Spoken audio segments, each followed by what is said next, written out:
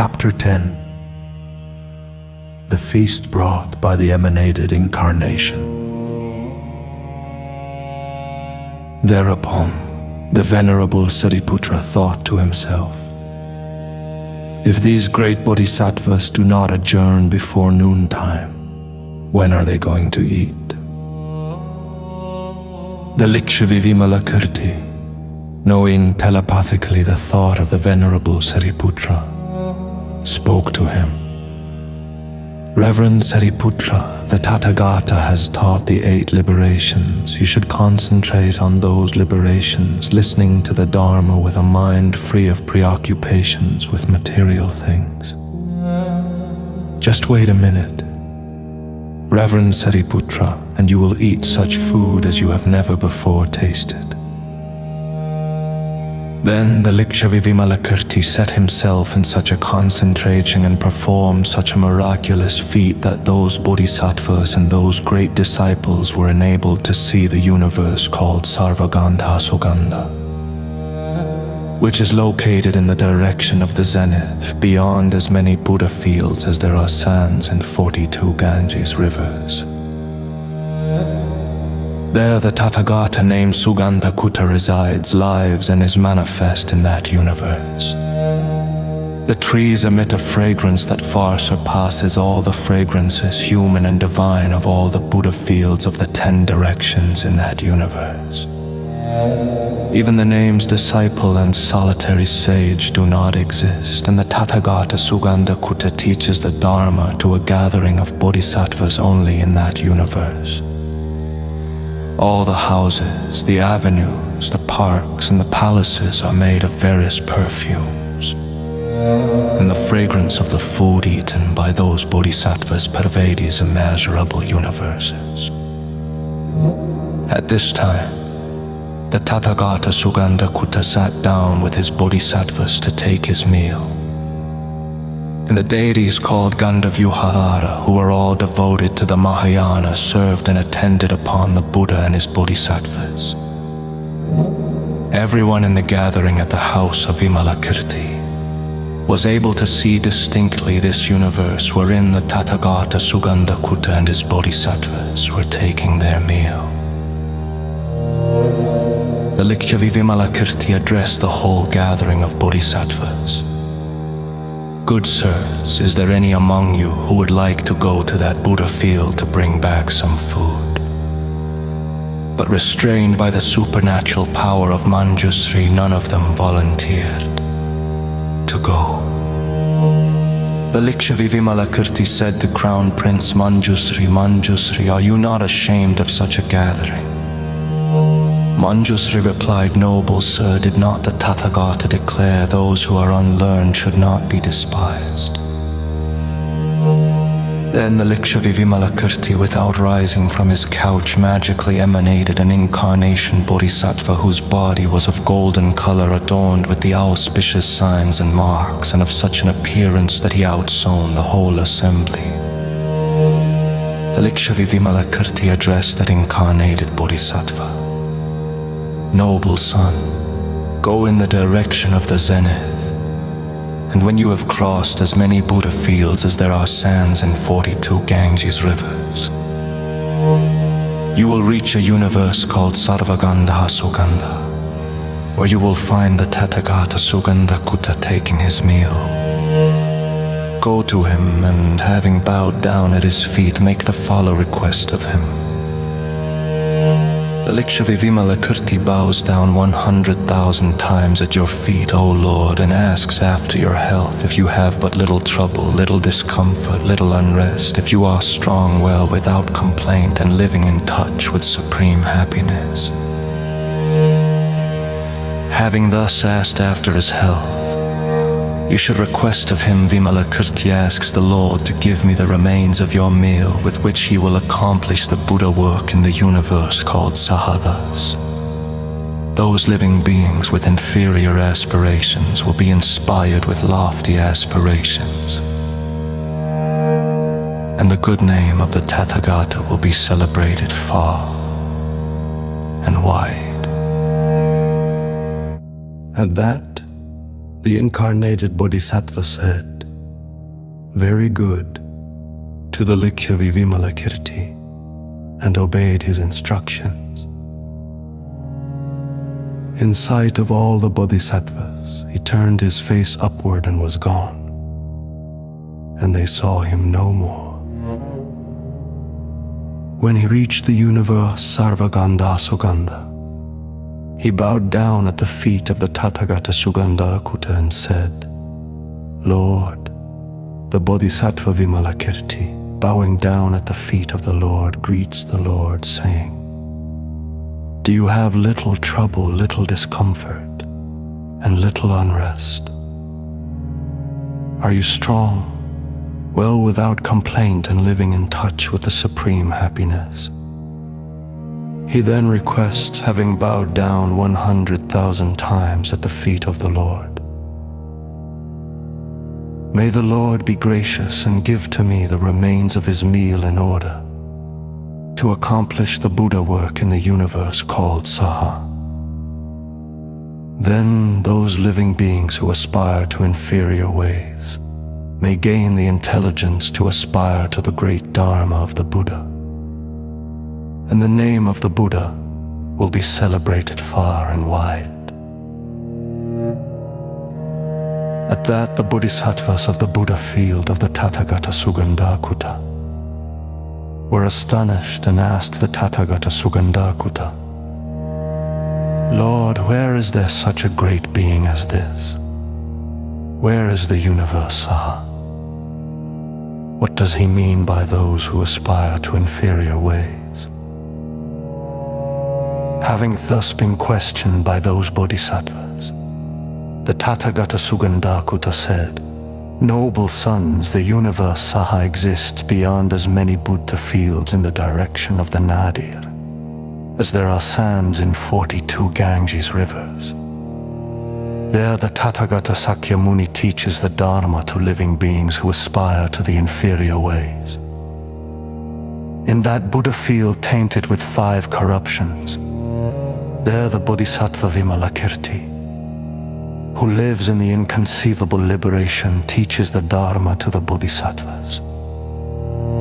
He sends this Incarnation Bodhisattva here in order to celebrate my name, in order to show the advantages of this universe, and in order to increase the roots of virtue of those Bodhisattvas."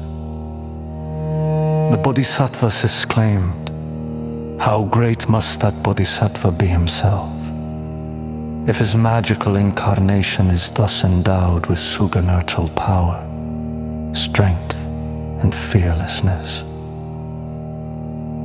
The Tathagata said the greatness of that Bodhisattva is such that he sends magical incarnations to all the Buddha fields of the 10 directions, and all these incarnations accomplish the Buddha work for all the living beings in all those Buddha fields.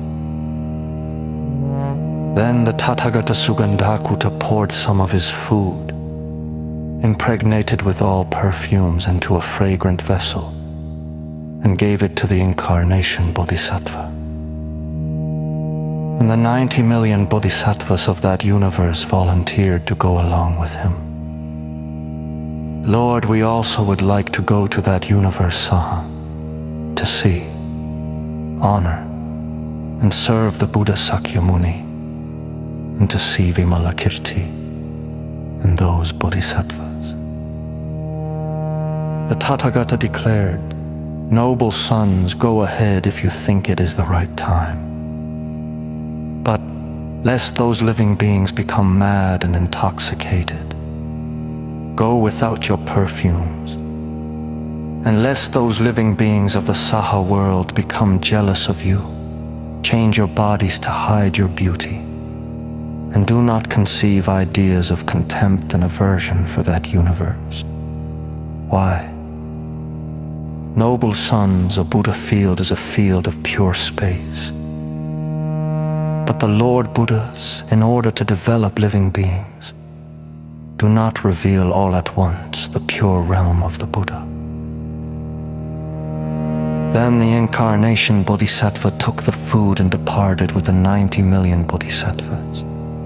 And by the power of the Buddha, and the suganital operation of Vimalakirti has appeared from that universe Sarvagandha Sugandha and stood again in the house of Vimalakirti in a fraction of a second. The Likshavi Vimalakirti created 90 million lion thrones exactly like those already there, and the bodhisattvas were seated.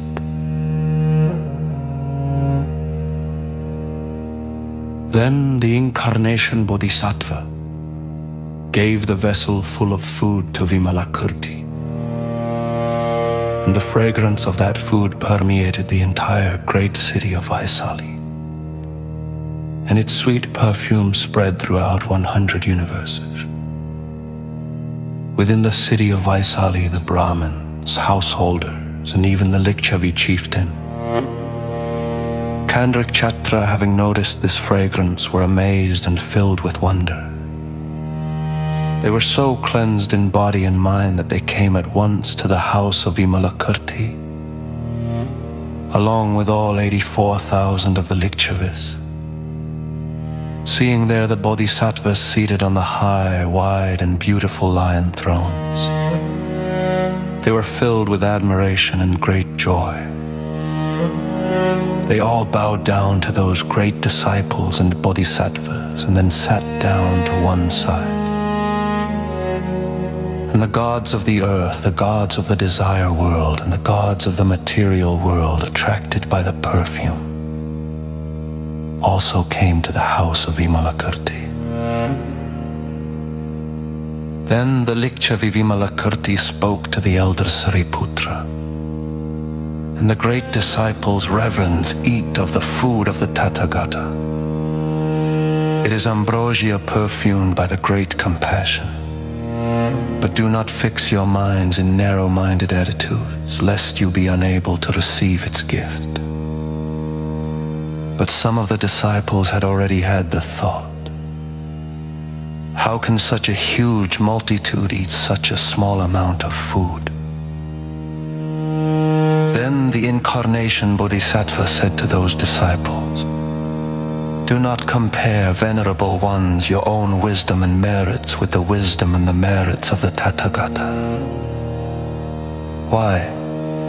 For example, the 4 great oceans might dry up, but this food would never be exhausted. If all living beings were to eat for an eon an amount of this food equal to Mount Samaru in size, it would not be depleted. Why? Issued from inexhaustible morality, concentration, and wisdom, the remains of the food of the Tathagata contained in this vessel cannot be exhausted. Indeed, the entire gathering was satisfied by that food, and the food was not at all depleted. Having eaten that food, there arose in the bodies of those bodhisattvas, disciples, sakras, brahmas, lokapalas, and other living beings, a bliss just like the bliss of the bodhisattvas of the universe, Sarvasukhamandita. And from all the pores of their skin arose a perfume like that of the trees that grow in the universe, Sarvagandha Sugandha. Then the Likshavi Vimalakirti knowingly addressed those bodhisattvas who had come from the Buddha field of the Lord Tathagata Sugandha Kutta. Noble sirs, how does the Tathagata Sugandha Kutta teach his Dharma? They replied, the Tathagata does not teach the Dharma by means of sound and language. He disciplines the bodhisattvas only by means of perfumes. At the foot of each perfume tree sits a bodhisattva, and the trees emit perfumes like this one. From the moment they smell that perfume, the bodhisattvas attain the concentration called source of all bodhisattva virtues. From the moment they attain that concentration, all the bodhisattva virtues are produced in them. Those bodhisattvas then asked the Likshavi Vimalakirti, how does the Buddha Sakyamuni teach the Dharma? Vimalakirti replied, good sirs, these living beings here are hard to discipline. Therefore, he teaches them with discourses appropriate for the disciplining of the wild and uncivilized. How does he discipline the wild and uncivilized? What discourses are appropriate? Here they are. This is hell. This is the animal world. This is the world of the Lord of Death. These are the adversities. These are the rebirths with crippled faculties. These are physical misdeeds, and these are the retributions for physical misdeeds. These are verbal misdeeds, and these are the retributions for verbal misdeeds. These are mental misdeeds, and these are the retributions for mental misdeeds. This is killing. This is stealing. This is sexual misconduct. This is lying. This is backbiting. This is harsh speech. This is frivolous speech. This is covetousness. This is malice. This is false view. These are their retributions. This is miserliness, and this is its effect. This is immorality. This is hatred. This is sloth. This is the fruit of sloth. This is false wisdom, and this is the fruit of false wisdom. These are the transgressions of the precepts. This is the vow of personal liberation. This should be done, and that should not be done. This is proper, and that should be abandoned. This is an obscuration, and that is without obscuration. This is sin, and that rises above sin. This is the path, and that is the wrong path. This is virtue, and that is evil. This is blameworthy, and that is blameless. This is defiled, and that is immaculate. This is mundane, and that is transcendental. This is compounded, and that is uncompounded. This is passion, and that is purification. This is life, and that is liberation. Thus, by means of these varied explanations of the Dharma, the Buddha trains the minds of those living beings who are just like wild horses.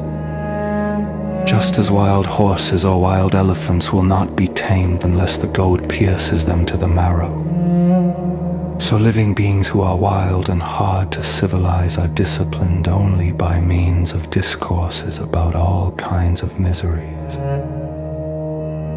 The Bodhisattva said, "Thus is established the greatness of the Buddha Sakyamuni. It is marvelous how, concealing his miraculous power, he civilizes the wild living beings who are poor and inferior. And the bodhisattvas who settle in a Buddha field of such intense hardships must have inconceivably great compassion." The Lichavi Vimalakirti declared, "So be it, good sirs, it is as you say, the great compassion of the bodhisattvas who reincarnate here is extremely firm.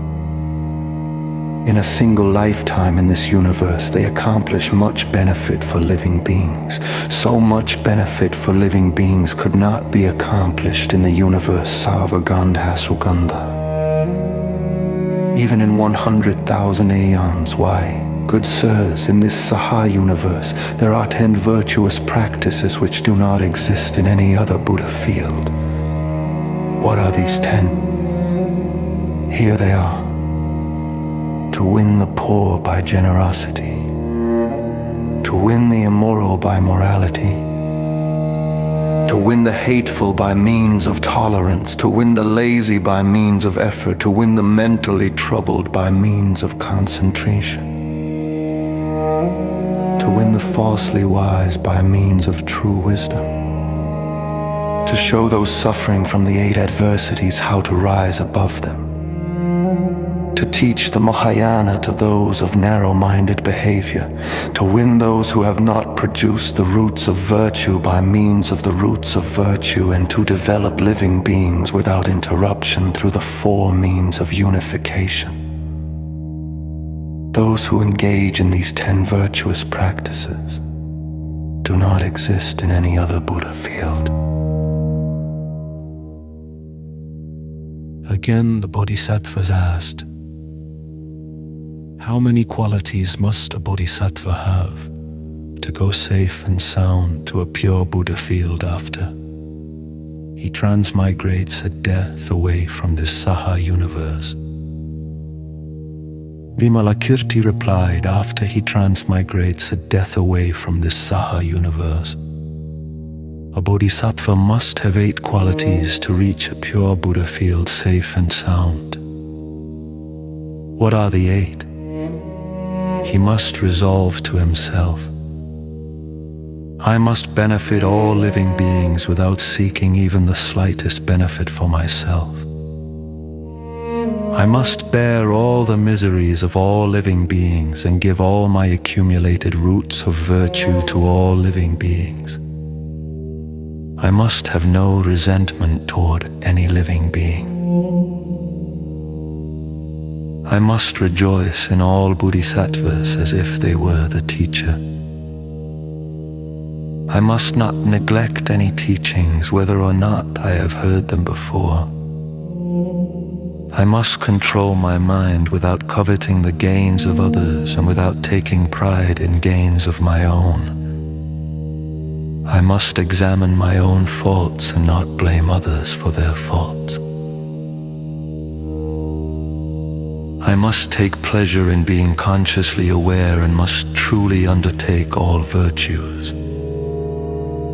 If a bodhisattva has these 8 qualities when he transmigrates at death away from the Saha universe, he will go safe and sound to a pure Buddha field.